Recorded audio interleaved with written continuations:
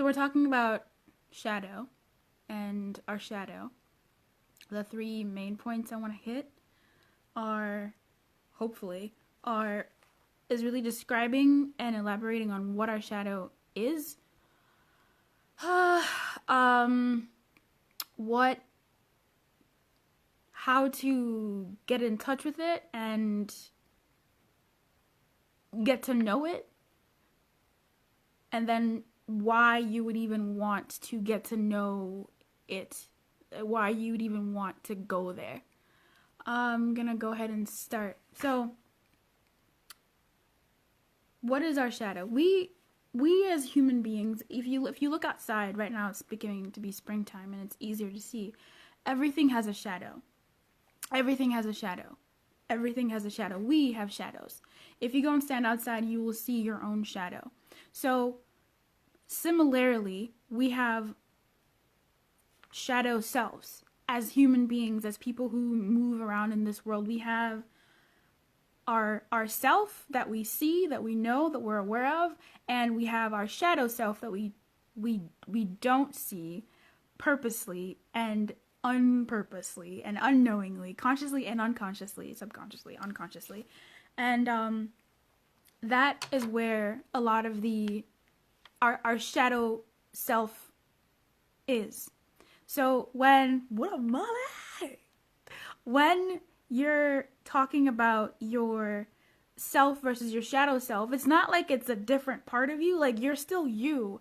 But because we're such complex human beings, because we're so intricate, and because of the way we've grown up and how we've been nurtured and how we continue to nurture ourselves, we tend to, the system that we've built is one of, like, categorizing. This is good, this is bad. This is good, this is bad. This is good, this is bad. So when it comes to our shadow versus our light, our consciousness, what we know, it becomes,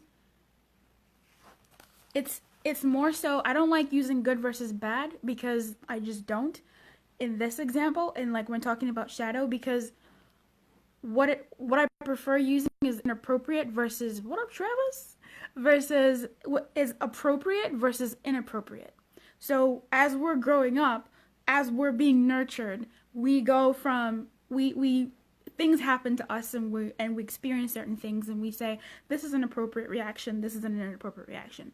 This is appropriate, this is inappropriate, this is appropriate, this is inappropriate. And that's how we grow. That's how we learn the societies that we're in. That's how we learn the families that we're in. That's how we learn to just live our lives in a way that is conducive to us being a part of the world that we live in, right? Because what's inappropriate isn't appropriate for the world that we're living in.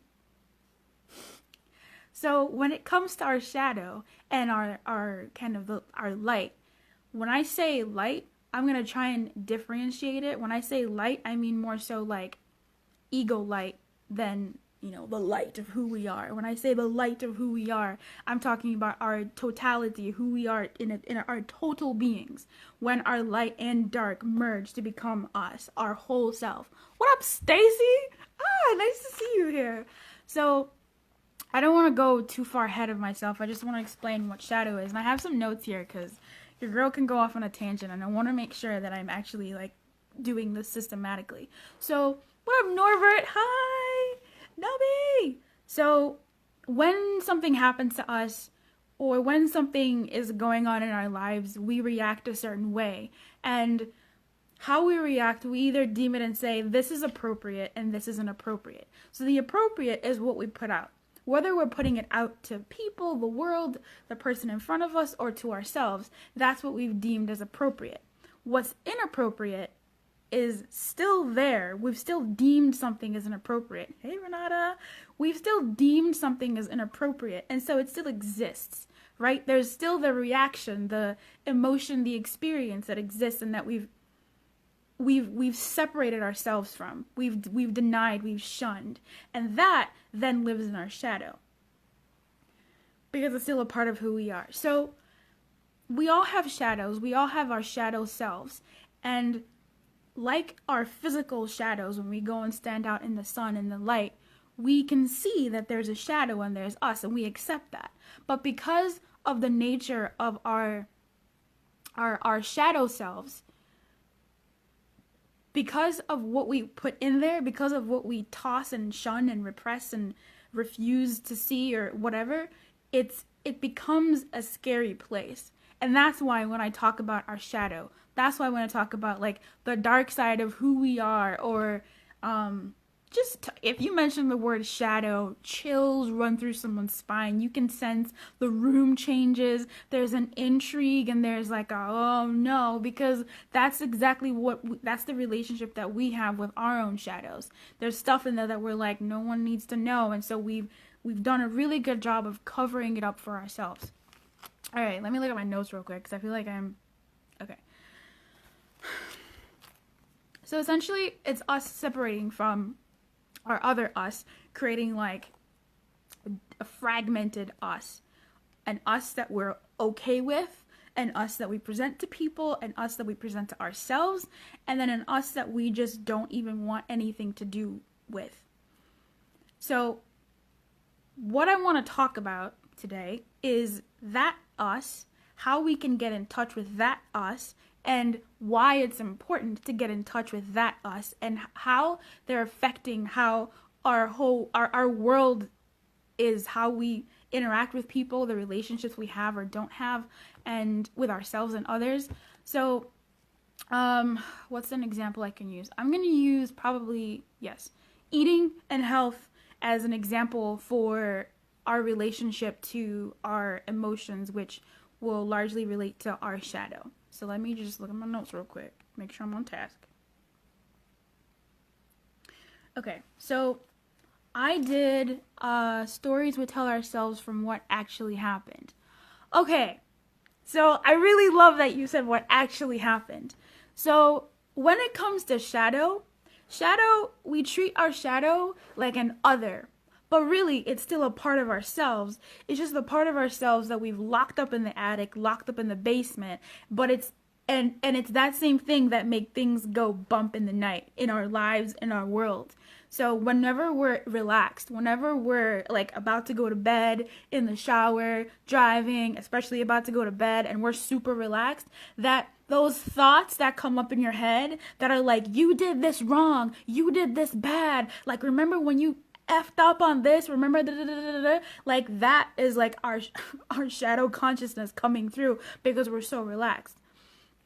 So why I'm saying that is, when you say what actually happened, I would challenge that and say, like, I know like the essence of it, right? So this is something I was gonna save for later, but might as well say it now, is where if you're trying to get in touch with like a shadow emotion, you're trying to get in touch with your shadow self in the moment or later, and trying to heal it and integrate it, the question that you would ask isn't so much what's really going on. So let's say you're having an argument with someone and they're talking to you about something and you're like, this cannot be what you're like, no, this cannot be it. What's really going on? And the essence of that is actually what else is going on. Because saying what's really going on, it then begins to like vilify the consciousness, the thing that's actually saying these things. So like the ego light, it vilifies the ego light and then flips it to where what's really going on becomes, what's really going on was what was happening in our shadow selves. And that then becomes the truth when really it's all truth. Because we're so complex, we're such complex human beings that we can have a ball of emotion all at the same time. We can experience a lot of different, what up, Coach Tawana, how are you? Hey, my God, hey Alyssa, hey Samantha. We're such complex human beings, and we experience so much that that's how we have that appropriate inappropriate system functioning in our lives. So let me explain this with a story, and then I'll get to the comments, so please keep commenting and asking questions. There was an inquiry that I had that stayed with me for a really long time. It was this woman who, I'm a coach. I didn't introduce myself. I'm a coach, Coach Nachi. Hi. there was she sent in an inquiry. Let me fix my pomp. She sent in an inquiry. She said, "Can you help me? My husband is dying. He's my best friend. We've known each other for 30 plus years. He's on his deathbed. He's dying, and he's also being mean to me. Can you please help me?" There's a lot going on in this story. There's a complex amount of like human emotion going on in this story. Number one, let me tell you the appropriate and the inappropriate, like the shadow stuff that's going on for her, as I see it, as we use this example. Her husband is dying. The love of her life is dying. Her best friend is dying. That's sad. She has to take care of them. She's taking care of them. She wants to take care of them because that's her husband. That's the love of her life. And that's sad. That's really sad. She feels like she's losing a part of herself. Sadness is appropriate. Anger in losing the person she loves is appropriate. What's inappropriate is the relief she will feel when he is at peace and is no longer in pain. What's inappropriate is the fact that she's upset with him for being mad at her and treating her badly and being angry with her. The inappropriate feeling is she will feel a little bit of peace when he is no longer in pain and therefore causing her pain too. And she feels sad that her love is leaving. She feels sad that her best friend will no longer be next to her to share memories with. So we have this in our lives, and I would share my own shadow story right now. Maybe I will at the end or somewhere in this. I don't know. We'll see. But that'll shed a lot of light on the shadow and how typically we say that what lives in the shadow is the negative stuff, sadness, anger, loneliness, whatever the case may be, and what also lives in the shadow are the positive emotions like happiness, freedom, and all those things. And it's in fact sometimes the happiness, the freedom, what up Samantha? Thank you for those hearts. It's in fact the happiness, the freedom, and those commonly viewed as positive emotions that have been deemed inappropriate that then yield guilt, and that we want to then punish ourselves for feeling those things, and so we punish ourselves in life with the choices we make, the people we continue to fraternize with or deny ourselves of, because we're trying to punish ourselves for feeling these things that we've deemed as inappropriate. But that's when you put that's just from having from what I've noticed so far is having those positive, stereotypically positive emotions living in the shadow and acting in the shadow. They manifest themselves as you punishing, and the guilt and some shame over having those emotions. And then there's the typical thought of shadow emotions of anger, loneliness, sadness, blah, blah, blah, blah, blah, which society as a whole says, don't be sad, don't be angry, whatever. So, to go back to Daesan, your comment of, what is actually, you said something. You said stories we tell ourselves from what actually happened. The word actually is what I'm trying to get to here, because it's not necessarily what actually happened. Like, I get the essence of that, because that's one of the points I was going to say. It's not what really happened. It's what else is happening. In addition to feeling all of these things that you're feeling, what else is going on? And that invites the shadow in a way that doesn't judge it. You invite the shadow in a way that doesn't judge it, or in a way that doesn't flip it so that's the only truth, negating the other truth, and then you're still polarizing and you're still in a state of dissonance because you're not merging into the totality of who you are, the totality of what you're experiencing and feeling. You're still vilifying and drawing demarcations between what you feel and what you shouldn't feel. what you should feel and what you shouldn't feel, inappropriate and appropriate. So that's actually why we should know our shadow, because when we know our shadow, we're acknowledging that we have all these other emotions going around. And when I'm talking about that story about the woman and my own shadow story and your own like emotions when you live life and you continue to see what that looks like for you, I'm not saying that her peace, her happiness, her freedom or whatever tied to her husband leaving was the over like yay emotion. No. I'm saying it was a part of it. If we look at our emotions as, or how we experience an experience as 100%, there's different percentages of that. Maybe her 50% emotion was grief and sadness and anger, whichever, whatever. And then there was like 2%, oh man, like I just, I can't, like, and negating the 2% makes it even larger than it would have been to be like, yes, there is a part of me that feels this. And once you admit to it, it's gone. How many times have you admitted to something? Like, admitted to the fact that you didn't like a movie, or admitted to the fact that you had affections for someone or something. And then as soon as it left your mouth, you were like, I don't really care much anymore.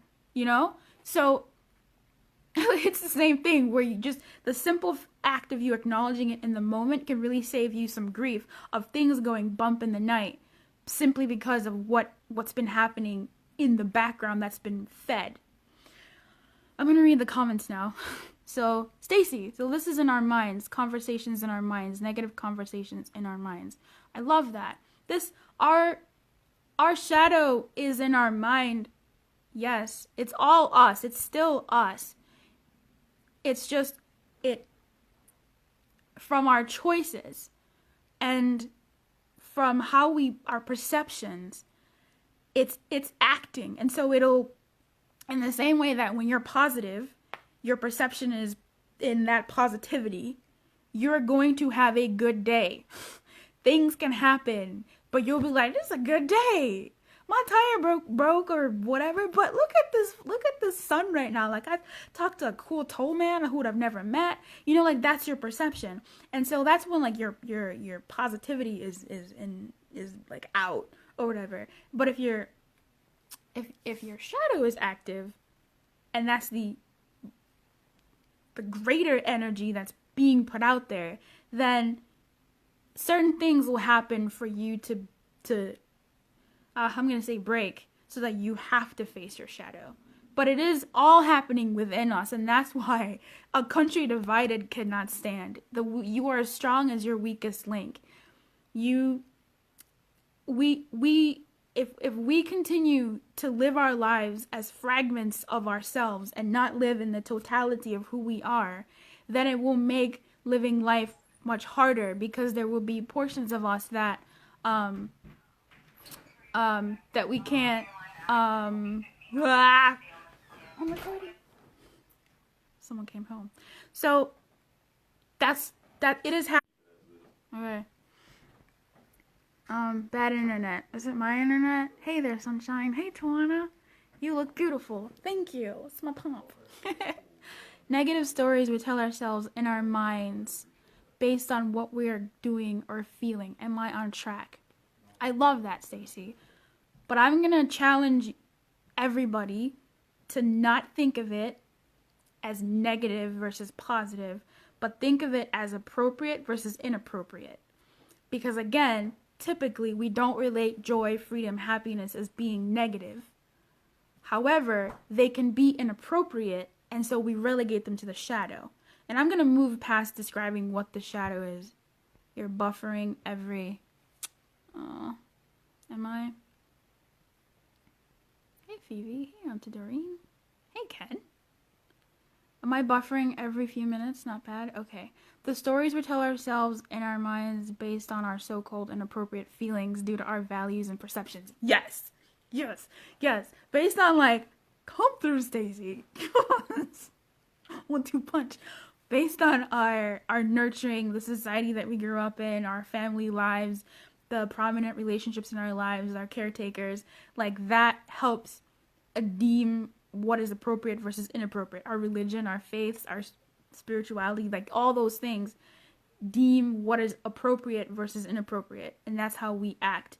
And it's that dissonance within ourselves that creates this tension that eventually breaks, and you're forced to face that. And as opposed to being forced to face it, if you face it as opposed to fearing it, then there's something really beautiful that happens. And the only way I can really explain that is by telling you my own shadow story, because that will have a lot of benefit for everybody. But I'm not sure if I'll be able to tell it now. No, it's my brother. My brother came home. Okay. How it affects us. So let's use the example. If you're still here, thank you so much for those hearts and likes, Sammy. I really appreciate seeing them across my face. So if you look at, like, I like using the example of eating. When we eat because we're hungry, right? Our physical bodies are hungry. Our stomach is empty and it's saying, hey, it sends a signal, hey, I want food. And then you go and you eat. That's how hunger works. That's how eating works. Okay. So sometimes, though, when our emotional bodies are hungry, we use the same mechanism of physical food into our physical bodies to feed the emotional body.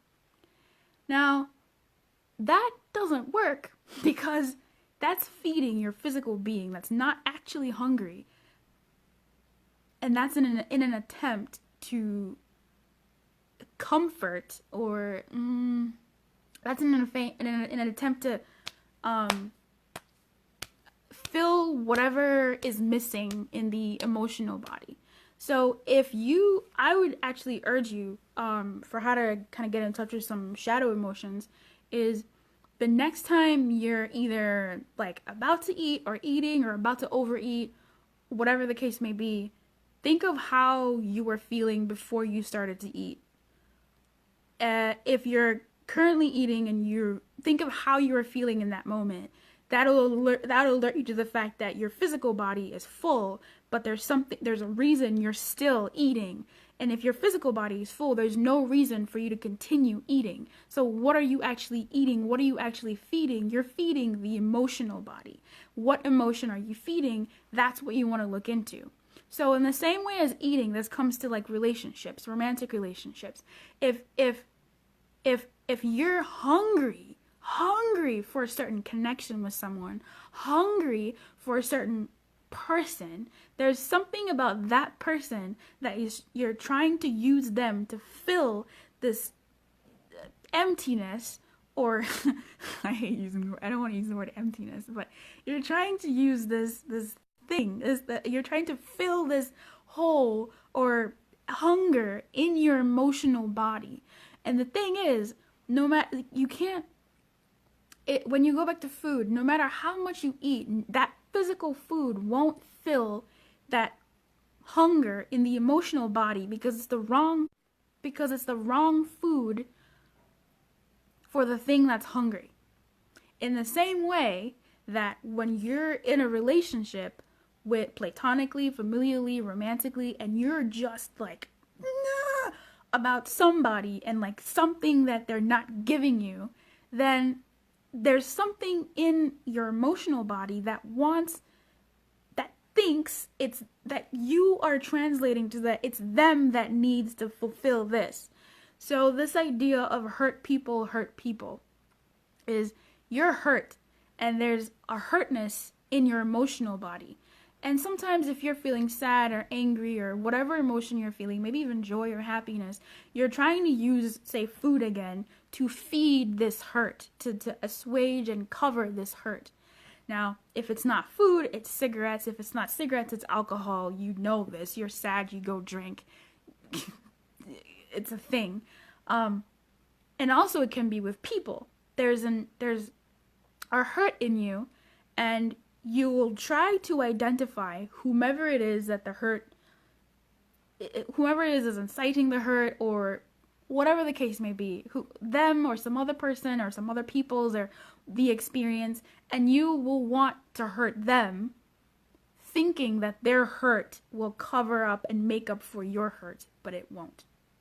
Because all of these examples, the thing that will actually feed and satiate and satisfy the emptiness, the hunger in our emotional bodies isn't anything externally. It's internally. It's us pivoting from the outside world to us inside. So we have to go inward. Okay. Having said that, you guys are quiet. You guys are quiet. Am I here? Am I still here? You're quiet.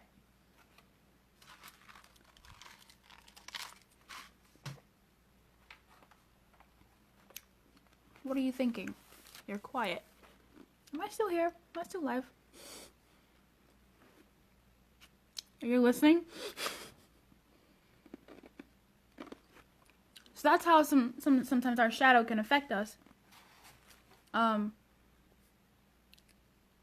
In small ways, and there's the bigger ways that our shadow can affect us in certain physical ailments. How some people will say after they've confronted someone about something, the pain in whatever area of their body goes away, that they're no longer XYZ because they gave their emotional body the food it actually needed to heal.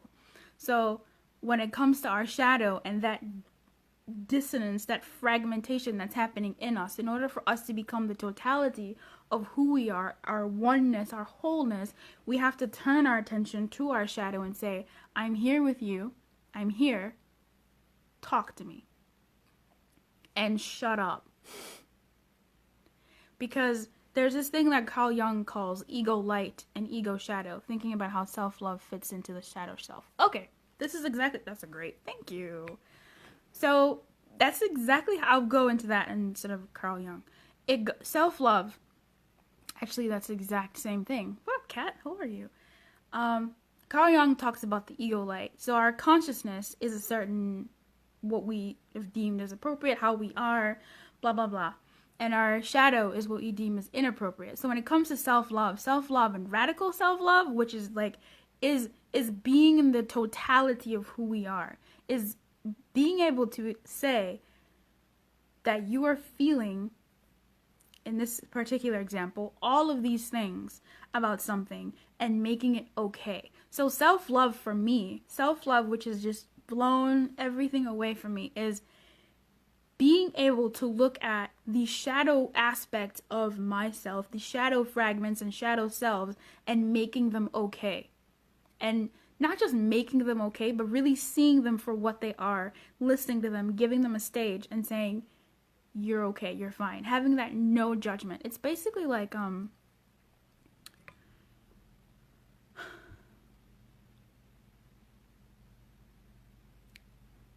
kids and parents in an ideal world where a kid goes to school, they come back crying, or they come back trying to do some stuff, and as a parent, you go to the kid and you're like, what are you doing? And let's say your kid came back home and is trying to dye their hair a different color or something, I don't know, kids. And you say, why are you doing that? And you say, oh, the kids are making fun of my hair or something. The adult, seeing the totality of their kid, loves them anyway. But in that moment, the kid has fragmented themselves. They see themselves as less than for not having whatever it is that the kids are making fun of them for. So when it comes to self-love, it's us taking off those masks, taking off our personas, taking off our ego light, and being able to look at our ego dark, our shadow, ego, whatever, our shadow, and saying, you are a thing, you are okay. So, I mean, this could be a thing where, oh God, honestly, I would really have to tell my story for it to be like fully, my shadow story, in order for it to be fully explained. But for now, I'm just gonna continue, and it ought to make even a little bit more sense of how this relates to self-love, because it really is entirely tell the story. It would take too long. Maybe another time, I don't know.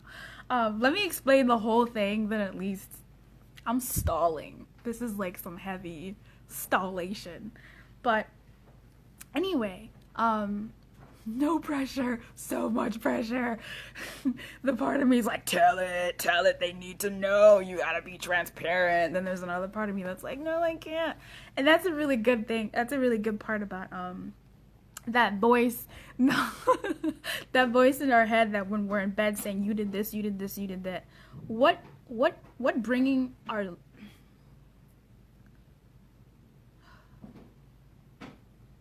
as a coach, you must, I know, I will. I've already died to the fact that I have to. And I will. I will. It's coming out. It's coming out this month. Stay tuned. I'm dropping my record. No, you will. You will. It's a very intense story. It has all the complexities of what I'm talking about. And I'd like to think that at least explaining it here, number one, protects me. While I'm on the tail end of that healing part, and it also primes the people who are going to listen to it. Excuses, right? You make up the most elaborate excuses to hide. That they will fully understand and really get into knowing their own shadow and wanting to know the totality of who they are in many different experiences. So let me actually continue with what I was saying. So, okay. As ego, light, and shadow, we are divided. We are not one. Yeah. It's in full effect. Do you see this? This is an example. The totality of who we are. A friend of mine, Samantha, wait, not Samantha May, Samantha Zimmerman, Sam Z. She's great. She watches all the movies that I want to watch, so they're like rom-coms and things like that. And so she was like, I want to introduce you to something I watch. And I was like, okay, yes, of course. And it was Star Wars. So she made me watch, and I say that with love, episode 1, 2, and 3, and we watched that. Star Wars 1, 2, and 3, spoiler alert, is essentially a large story about a boy's, it's like a what, coming of age story, except it goes kind of left. It's a boy's journey into knowing who he is, but really it's a boy's journey into darkness, right? When Anakin is young, like Anakin Skywalker is essentially a child of the Force. The Force in its totality. And it's through his nurturing that he then decides that there's either the path of this, like through the world that he lives in, there's either the path of the Sith or the path of the, what's the other one? Help me out. The other one. Of the Loki? Of the, what is it? Somebody help me out. There's either the path of the Sith, which is the dark side, or the other side, which is the light side, with Yoda and all them people. I don't know if you've ever noticed this, but in every single movie that I watch where there's a battle between good and evil, evil has, like, Jedi. Thank you! Thanks, Kat. Jedi. The path of the Sith and the Jedi. I don't know why it's stopping. The Jedi, it always seems like light is always, like, weaker than darkness. And I was thinking about that today as I was preparing for this, because I wanted to make sure that I said this in a way that wasn't full of, like, jargon, but in a way that, like, made sense. The way I think about it is, the dark in itself is powerful, and so is the light. But the light fuels the darkness because of how much time they keep talking about avoid the dark, avoid the dark, avoid the dark, avoid the dark, avoid the dark, avoid the dark, avoid the dark. The dark grows stronger and stronger and stronger and stronger because it's just being made even more inappropriate.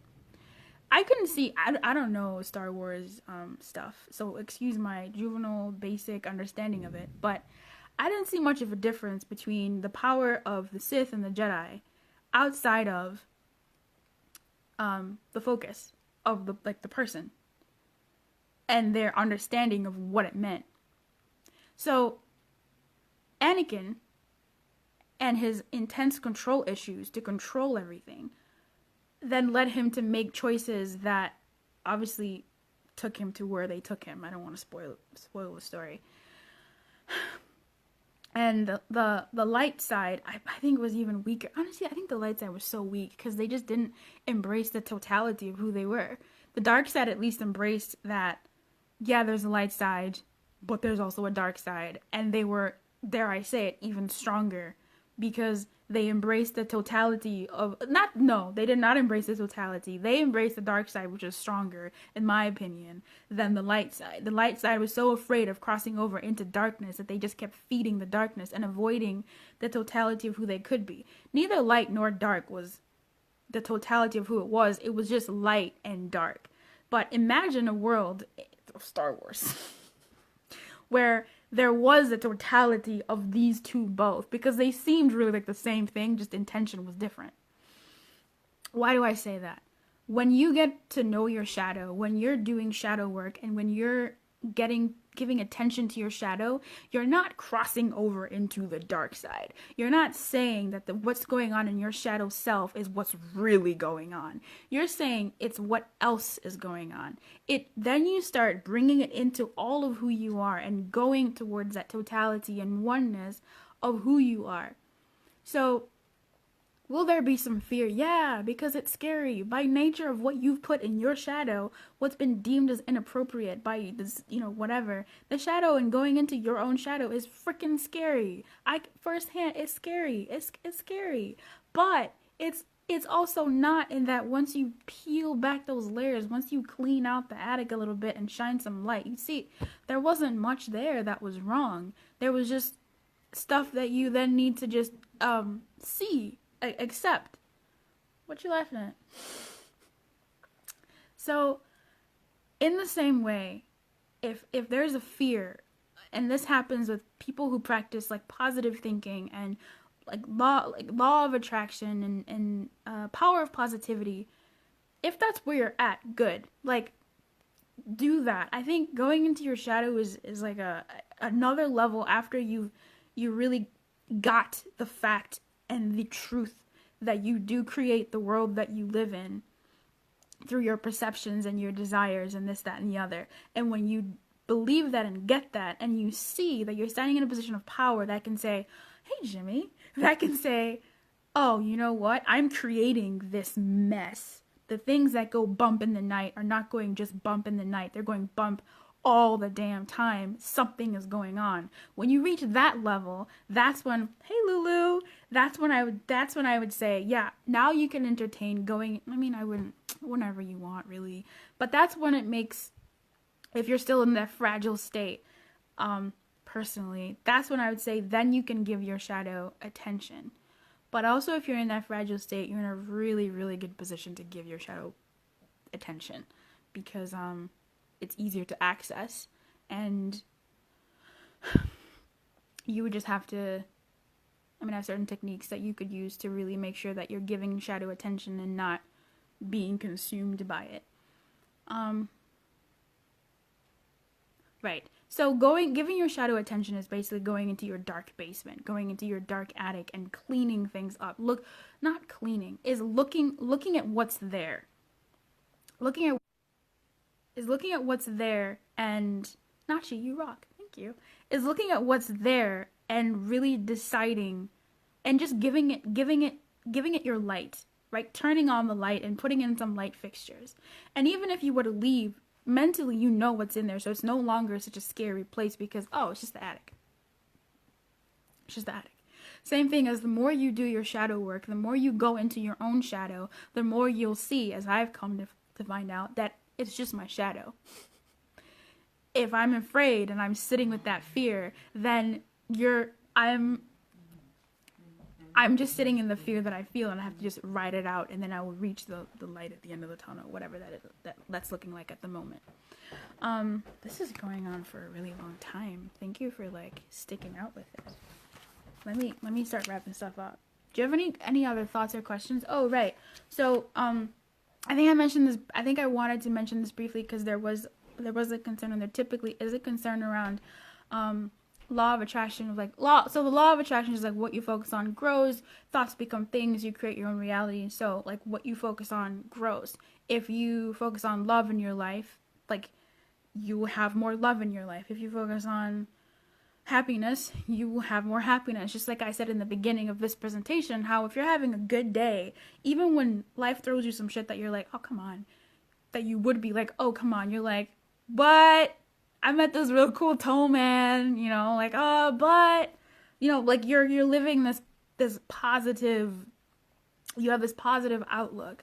So how that relates to then going, so one of the fears or one of the concerns about doing the shadow work on yourself and getting to know your shadow self is, well, if I'm going into my darkness, into my shadow, yeah, I'm glad. Samantha, I got you, girl.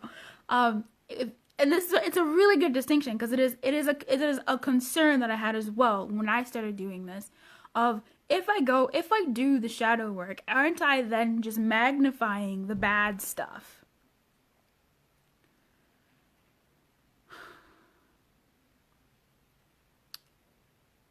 Lost my train of thought. No, because avoiding it and is magnifying the bad stuff.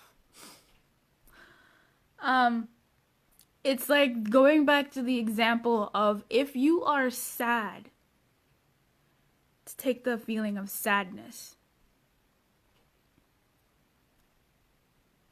Yes, no, because you're accepting the feeling and letting it go. Come through, Stacy. Spoiler alert. If you are sad and you have a sadness in your emotional body and you eat, because pasta just makes you feel good, and you go after what feels good, that pasta, and you eat to the point where even your physical body is beyond full, or you've muted it out where you can't even tell whether you're hungry or not. You just feel an emotion that you've so conditioned yourself to relate to hunger of the physical body, so you eat. If you're sad, then you eat, and you keep eating, and you keep eating, and you keep eating, and you're doing your manifesting, you're doing this thing, but you're also like gaining weight past the point that you want to, right? If you want to gain weight, do it. I mean, don't do it while you're sad, but like, don't do it because of that. But if that's not the thing that you want, then it would be beneficial to actually turn your attention to that sadness, breathe into it, sit with it, give it an audience, and you'll be surprised by what you find. When I've done the shadow work on eating itself, I remember there was a call I had that made me, okay, are we back? I remember there was a call I had that I ended up, was really great call, but then towards the end of it, I was feeling like less than.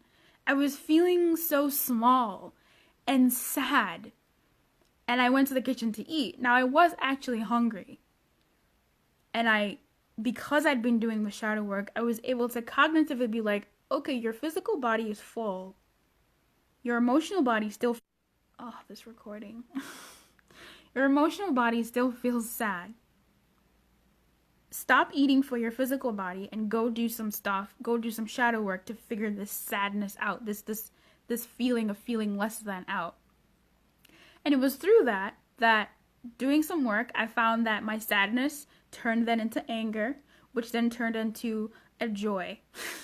And I was okay. So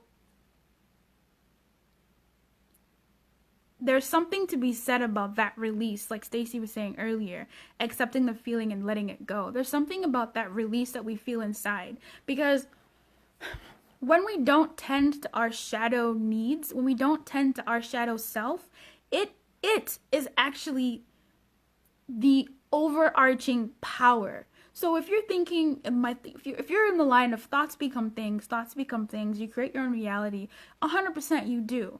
But if you're like the Jedi, and you're like, the Sith is bad, we are good, and you're in that ego light, and you're just focusing on that and not paying attention to the kid over there who's so afraid of the dark side that once he crosses over, he's like, fuck it, I'm in the dark side.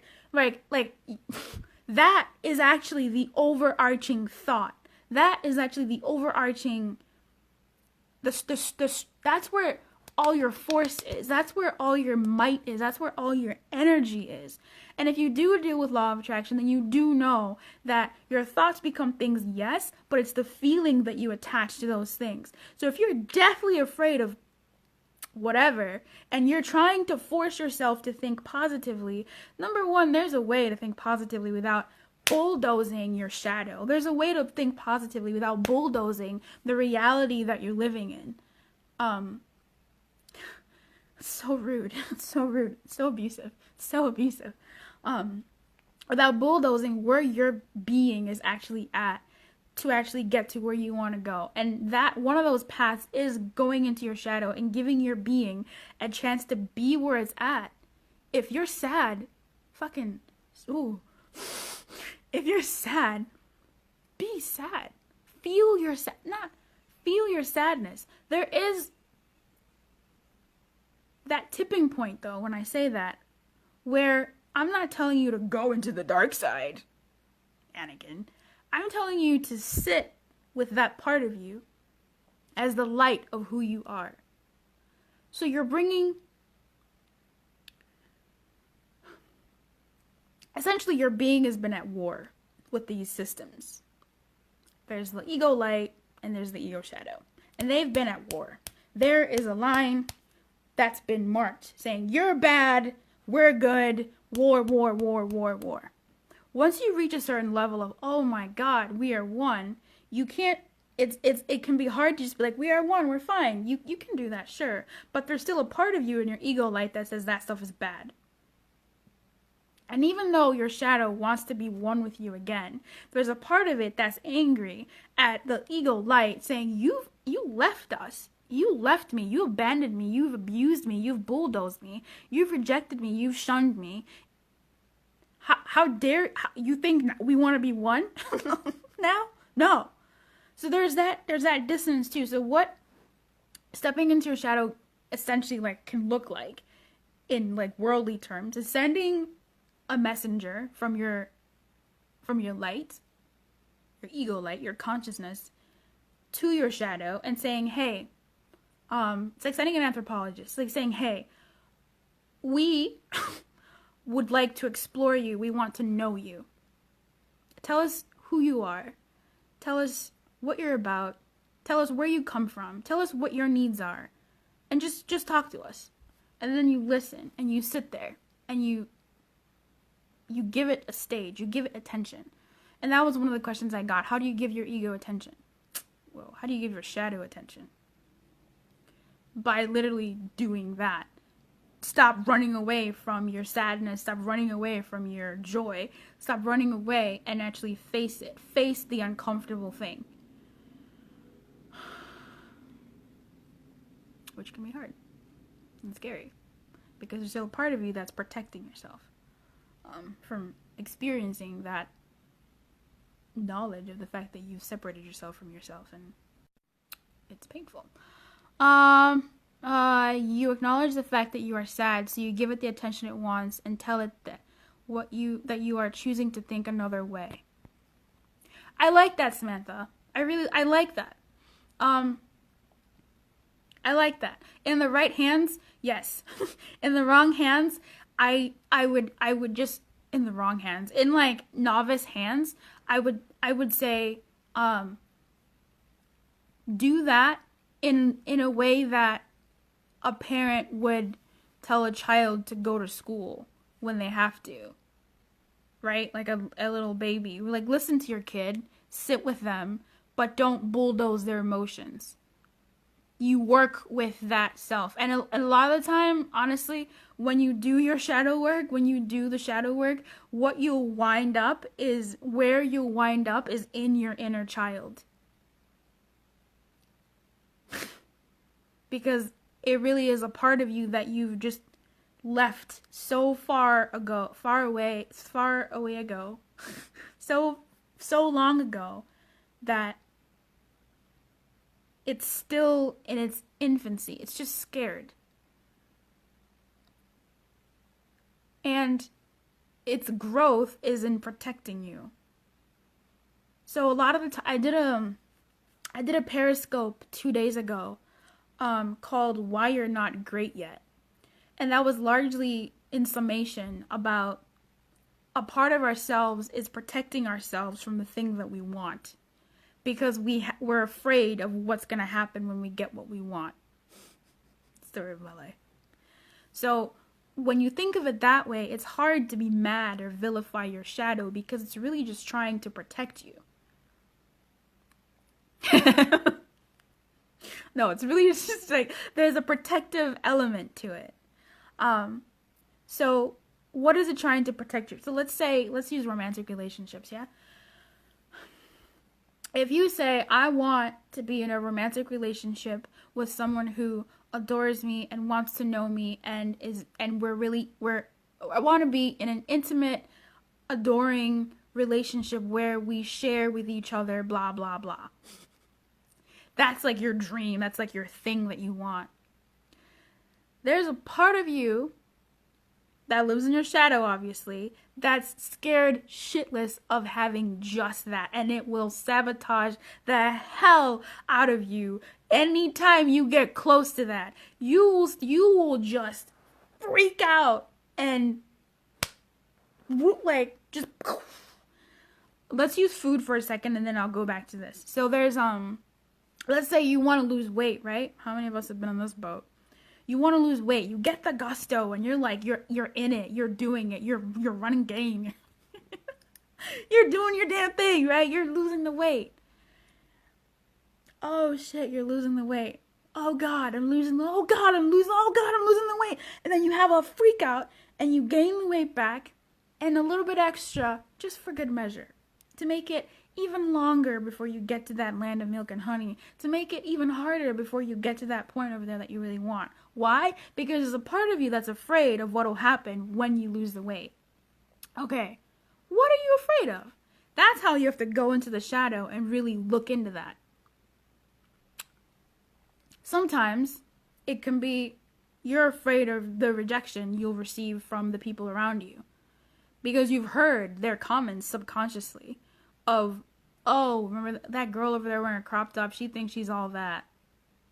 Just because she's got a XXYZ body. Oh, look at her wearing that dress. She's got all those curves. She thinks she's all that. And if you're that person who will kind of like hate on or vilify, if you're talking about women with the type of body that you want, and you want it, but you're vilifying it, and you want it, but you're vilifying it, and you want it, but you're vilifying it,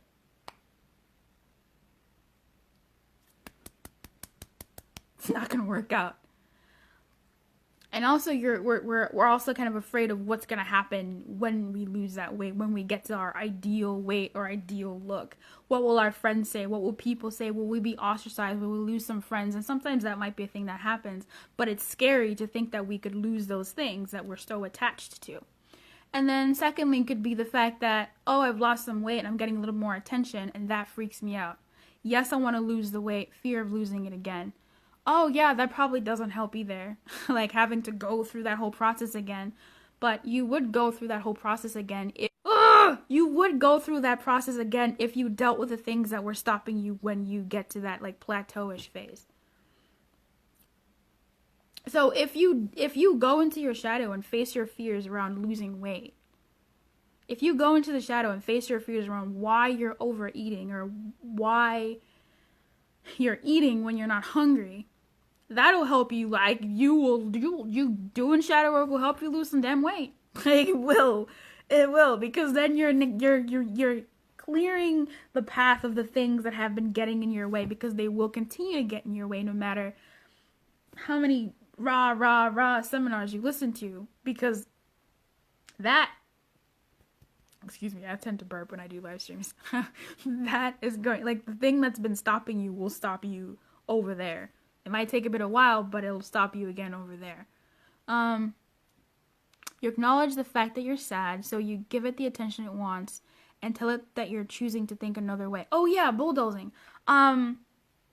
you listen to it. So yes, there's like seeing it as a child, but then there's also work. This is about totality. If you're gonna be total, if you're gonna be one with yourself, you have to be one. You gotta be one with yourself. So in a relationship, like a partnership relationship, you're not gonna drag your partner to do something. You're not gonna bulldoze over their opinion. You're not gonna bulldoze over their feelings or invalidate them. You're gonna sit with them and bring them along because you're stronger together than you are apart. You're stronger together than you are when you're pulling all the weight in a relationship. When you want it, maybe Shadow is afraid you will lose what you wanted. Yeah, there's definitely that fear as well of like fear of maintaining.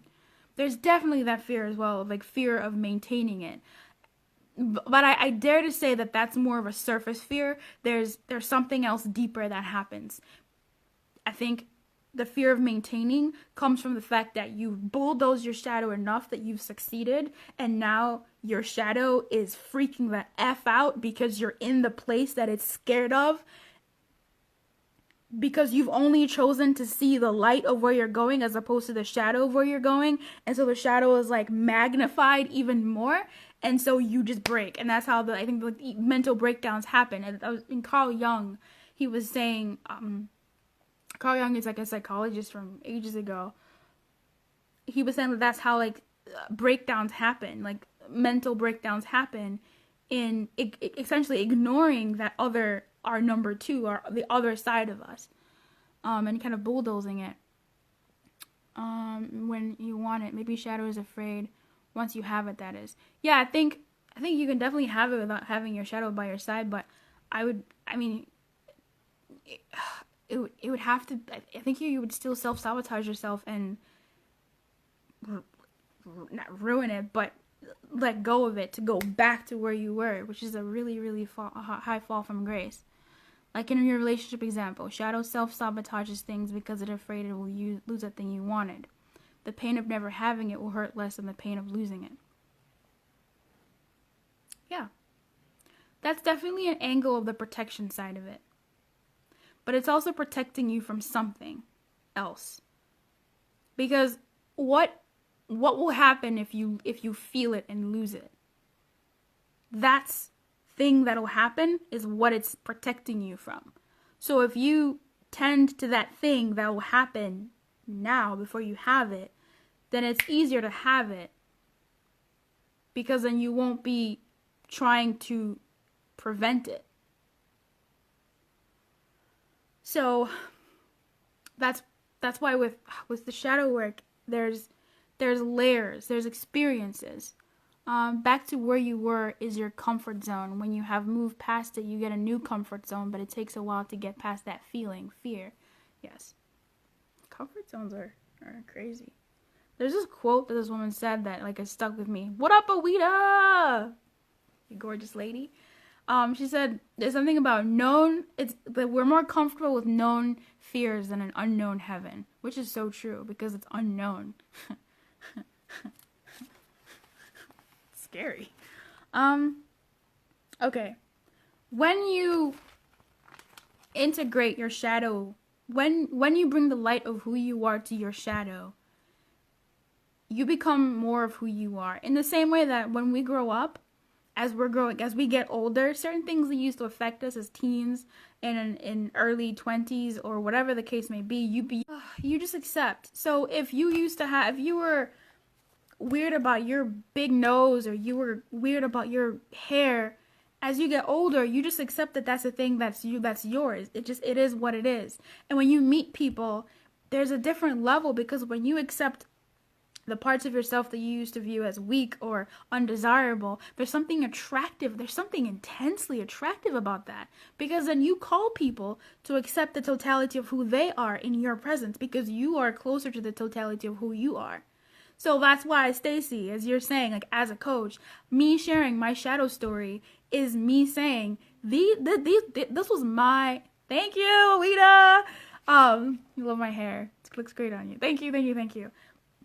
Me being able to express my shadow story and talk about shadow from a very personal perspective, not just out of like, me and my most vulnerable shadow story and explaining that will connect us more, because you'll be able to see the totality of who you are in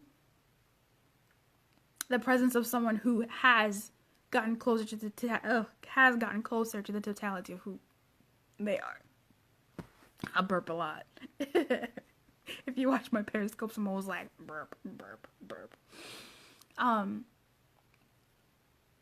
Me sharing it is really more so for you all than it is for me, because obviously I had to come to terms with it, and I was like, Jesus Christ. And then I thought, Jesus Christ. It's something that when I'm in the one-on-one coaching space with someone, I like cognitively and just intuitively, I know that this is where the magic is about to happen. This is where this is where the magic happens. But it wasn't until I really delved into and got to know my own shadow in the way that I got to know it, that I was like, this is incredibly powerful and a shortcut to being like true, radical and true self-love, being in the oneness of who we are and our totality, and being in all of our lightness and our why, and creating our impact. So that's huge. Okay. Giving shadow attention, facing versus fearing. That was something Yongo said. I loved it.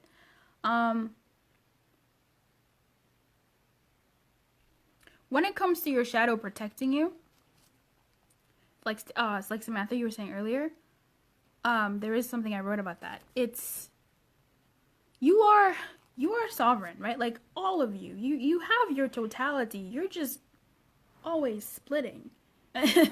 You're just always saying appropriate, inappropriate, appropriate, inappropriate. So once you stop that process, the more you become comfortable with being all of who you are, the easier it becomes. And the more you step into your shadow, the easier it becomes for you to really stop that whole process anyway, and become more of who you are and see how that fits with you in your life, which would be great. It'll call you to a higher level, that's for sure.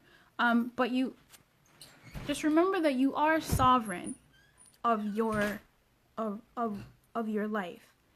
And if a part of you is protecting you, and a part of you is protecting you from something, what? I don't know. You can say enough. I always err on the side of saying enough from a perspective of love, where it's kind of like hugging that person and saying, it's okay to cry. It's okay to fear. It's okay to be where you are. It's okay to feel what you're feeling. It's okay to feel whatever these things. And it's painful because I wrote a blog post about this. It's similarly to watching a friend be in pain. And you know that they have to go through this pain in order to get to wherever it is that they're going to get to their healing. And what a Megan, hey. You just, the best thing you can do is to just sit with them. Just sit with them so they're not alone in their pain. So when it comes to you and your shadow, it's the same thing. Just sit with your pain. And know that it's okay to have it. Because when we run away from our pain,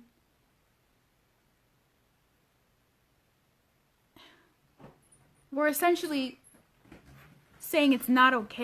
We're vilifying it, and we're saying that no pain is better than pain. And that makes a judgment that doesn't have to be there. Do you get that? It makes a judgment that doesn't have to be there. Pain, sadness, anger, freedom are all things that we feel. And when we make a judgment call on these things, freedom is good, happiness is good, anger is bad. When we make a judgment call, that's the demarcation, and we want to remove that demarcation. So pain is pain, no pain is no pain. Don't draw the line between this is good, this is bad. On an elementary level. Just make it okay.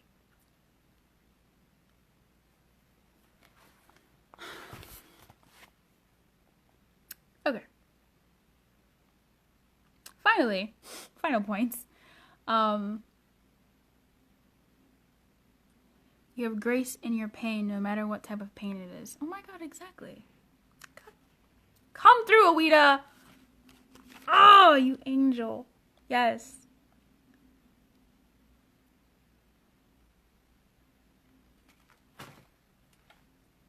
I'm gonna share my shadow story soon. I might share it in my group, or I might share it on my own platform elsewhere in like a container setting, because I want to really help people get in touch with their shadow. I want people who want to get in touch with their shadow to do so with my guidance. I mean, you could like go online, and I'm not the first person to talk about shadow ever. You can always go online and find other sources and go into your own shadow by yourself and do all that stuff. But if going into your shadow is something that you want to do, and you think I'd like her to be my guiding light, I would love to be your guiding light, and I can share more of my story in that way, so we can really like get to that nakedness. You know the pain I have been going through. I do, Awita. I do. I'm sending you so much love.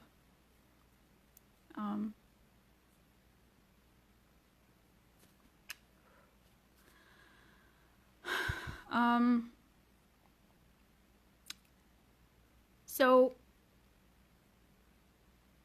I think when we go back to the law of attraction, good. When you go back to power of positivity and positive thinking, good. When you go to talking about all these things that make you feel good, please, good. Do not deny yourself happiness. Do not deny yourself joy. Do not deny yourself all these things, but also, and do not deny yourself sadness. Do not deny yourself anger. Do not deny yourself all these emotions. Just do them safely. Practice them safely. Right? Practice them safely. I love positive thinking. It's just I feel like sometimes it can bulldoze other stuff. Whereas bringing the other stuff along and saying, hey, how are you? Really? Then we're moving all of us forward. All of who we are forward. The totality. As opposed to leaving fragments that then show up in the people we attract in our lives, the situations we have in our world, and how we react to them. Yeah, I think inviting it along is moving forward with all of who we are helps prevent that sabotage that happens when we do get what we want and have our old demons cropping up. Yeah, it definitely adds to the totality of who we are. This is all I have to say right now. I know there's probably, are there any questions? Are there any questions or thoughts or something that I can go over next time? Please leave them in the comments below. If you're watching this on the replay and you're like still here, kudos to you. You are a trooper. I'm gonna leave my group in the comments. If I come up with something, I was thinking about this like 6-week thing where every week for an hour or two,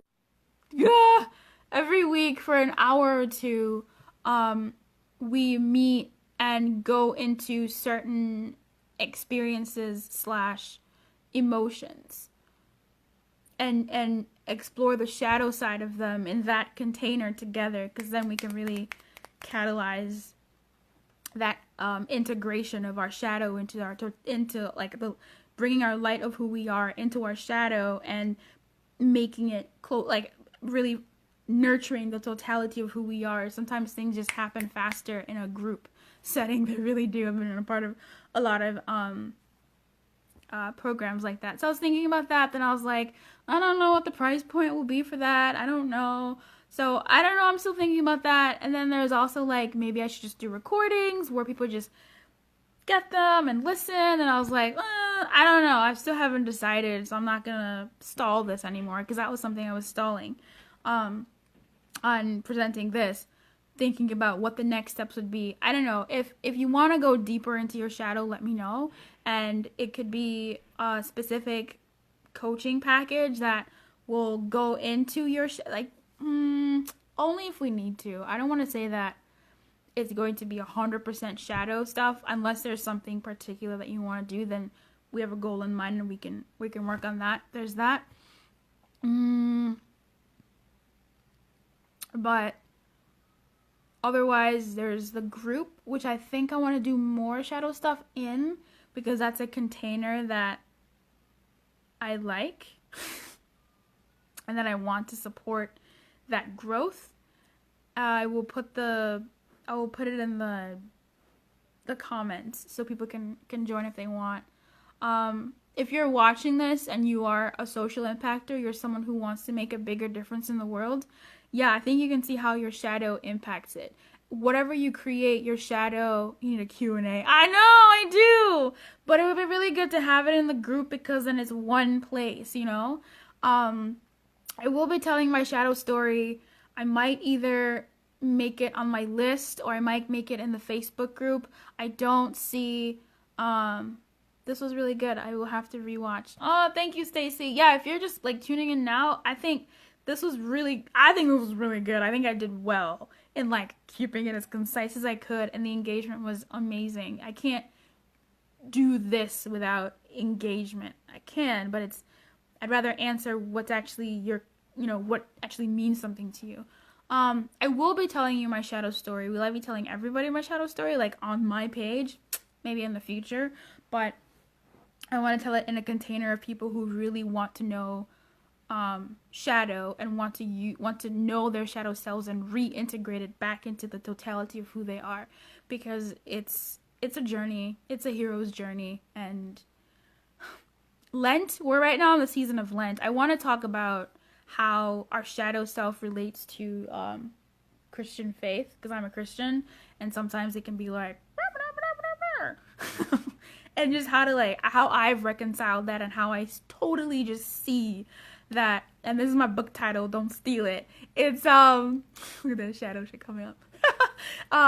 It's Lent is like Jesus's ego death journey. Like it's just so apparent after doing a lot of shadow stuff. And what I'm working on for Lent is this reintegration with my shadow. And I want to give that to other people, because when you have good news, you're like, everybody must know. And it's really, I just see shadow everywhere. People can be talking and I'm like, that's just shadow. Like, that's just your shadow calling out to you, saying, pay attention to me, pay attention to me, pay attention to me, love me, love me, love me. Like, I'm here. Stop abusing me. I'm here. Pay attention to me. She is a great young lady who has been through a lot, as we all have. I love you, Awida. I adore you. I adore you. I hope you are taking care of you.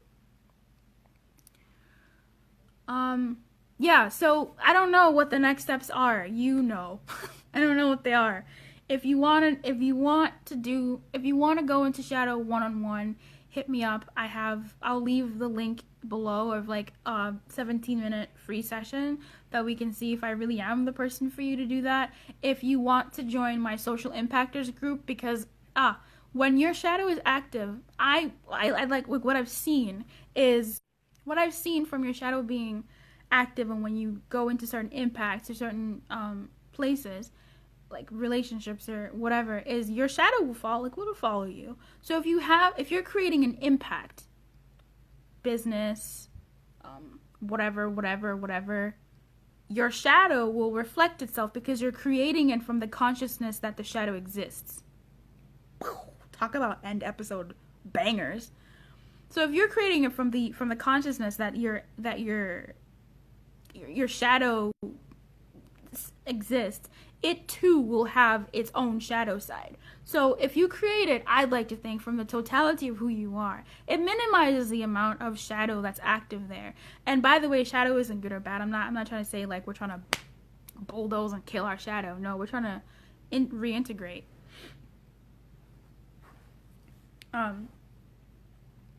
It's actually a process of alchemy. Carl Jung talks about alchemy, and alchemists obviously talk about alchemy, and there's a lot of like alchemy, like soul alchemy, whatever, if you Google that. Anyway, what am I saying? So if you're trying to build an impact and you have certain things that are functioning in the back of your mind, I think having shadow work be a part of you creating your impact. I know having shadow work being a part of you creating your impact helps you minimize and reduce the amount of shadow that will show up in your impact.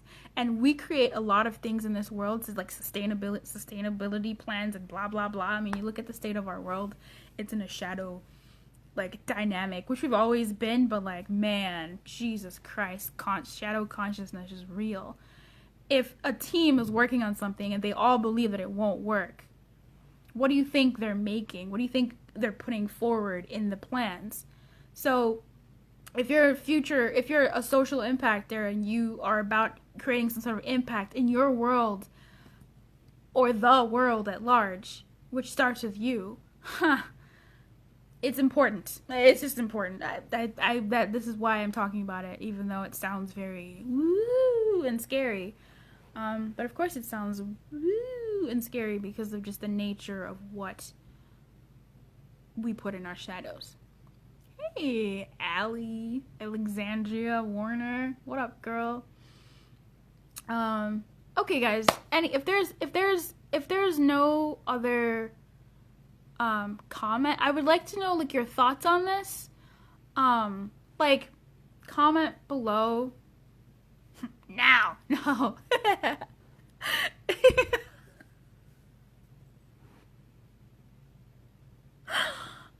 Let me know what you're thinking. Let me know where the confusion is, where the unsettlement is, so that I can chomp this out, because I do want to talk about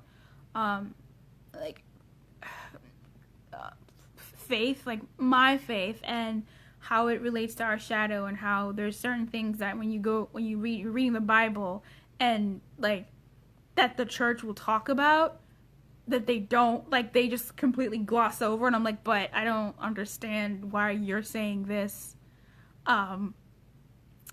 It says here that this, I don't get it. What? There's that smile. Here it is. Yeah, so I know that's one thing I want to talk about. I want to talk a little bit more about maybe your shadow and your impact. I want to talk about your shadow and your why. Otherwise, I will do my thing and say this has been Coach Nachi.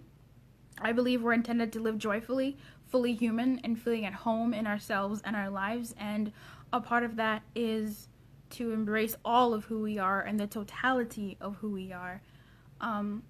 Because I want us to live like our unique selves now, right now, this minute, right now. I don't believe we have to wait. So, if you would like, my website is www. Who says that? livelikeyounow.com. livelikeyounow.com, and that's a huge part of my own story and shadow story. So it's not just fancy words. And if you would like to book a call, I'll leave the link in the comments, and I'll leave the link to the Social Impactors group, where I believe most of the future stuff like this will be there, depending on what people say in the comments, if I should, well, alright, I'm leaving now. Thank you so much for watching, I appreciate it. If you're watching this in a replay and you reach this point, you integrated a bit of your shadow, baby. You did good. Well done. This was really long. I appreciate you watching, and it's been a long time coming. I hope that you are around next time when I tell you about my shadow story, and I think by that point you will obviously understand why it's very sensitive, as most shadow stories are. So I will bid you adieu. I will go hydrate my hair. Bye.